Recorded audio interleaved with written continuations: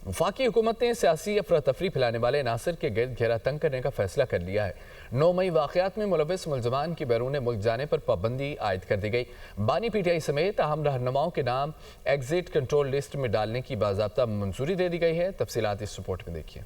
9 मई के वाक़यात में मुलविस पीटीआई रहनुमाओं के बैरून मुल्क जाने पर पाबंदी आयद, अहम रहनुमाओं के नाम ECL में डालने की बाज़ाब्ता मंजूरी दे दी गई। ज़राए के मुताबिक बानी पीटीआई शाह महमूद कुरैशी, उमर अयूब और शिबली फराज के नाम ECL में शामिल कर दिए गए हैं। अली अमीन गंडापुर, शहरियार आफरीदी, उस्मान डार भी बैरून मुल्क नहीं जा सकेंगे। शीरी मजारी, जरताज गुल, मुसर्रत चीमा और कंवल शोजब पर भी पाबंदी होगी। शेख रशीद, शेख राशिद, ताहिर सादिक, फवाद चौधरी, राजा बशारत और वासिक कयूम अब्बासी भी ECL पर आ गए हैं। ज़राए के मुताबिक महकमा दाखिला पंजाब ने फहरिस्त वफाकी हुकूमत को सिफारिश के साथ भिजवाई। ECL कमेटी ने सिफारिशात वफाकी हुकूमत को मंजूरी के लिए भिजवाई थीं।